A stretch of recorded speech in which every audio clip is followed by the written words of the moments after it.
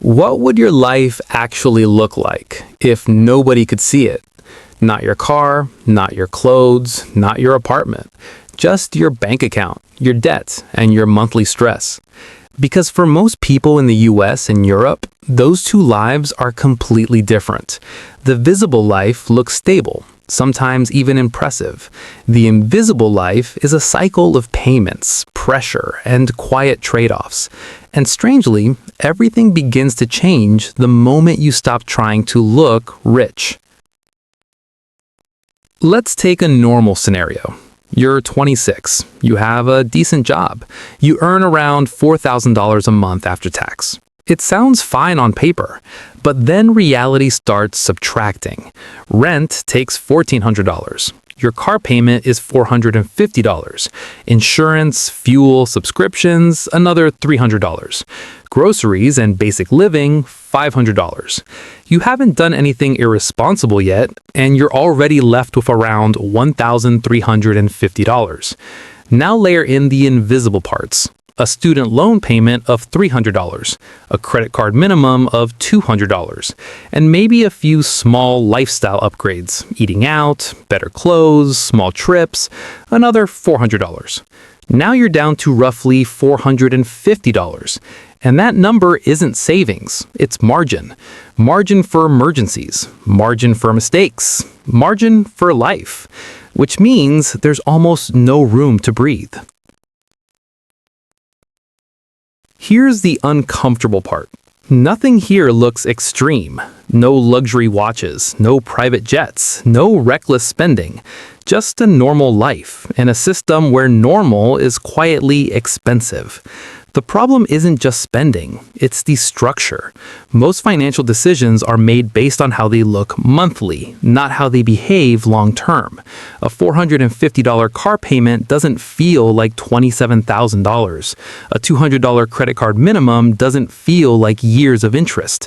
A slightly nicer apartment doesn't feel like delayed freedom, because the system trains you to think in monthly comfort, not total cost. Let's slow this down.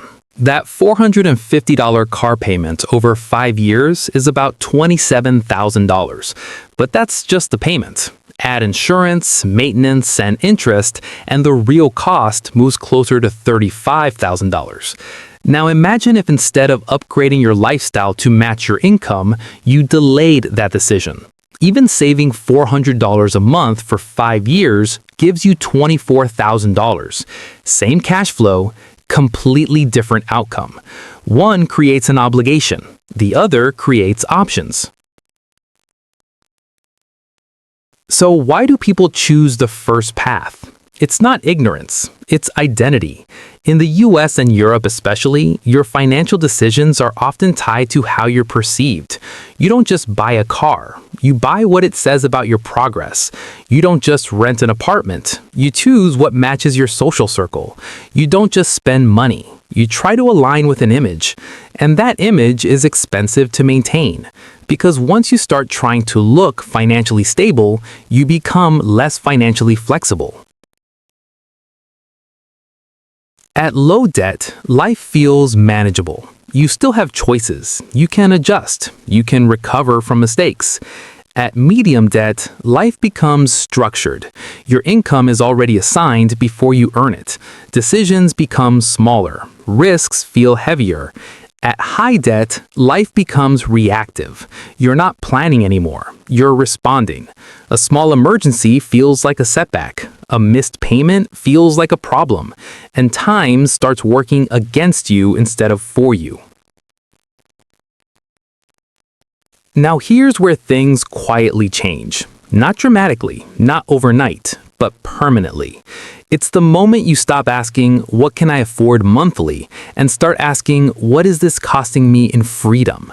Financially intelligent people don't avoid spending. They just separate consumption from identity. They understand that looking stable and being stable are not the same thing. They choose smaller fixed costs, not because they have to, but because it keeps their future flexible.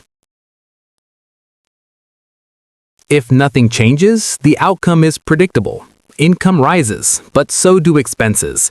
Debt stays, just in different forms, and financial pressure becomes normal. But if you step out of that pattern, even slightly, you create something rare. Space. Space to save, space to invest, space to think clearly. And over time, that space compounds into control.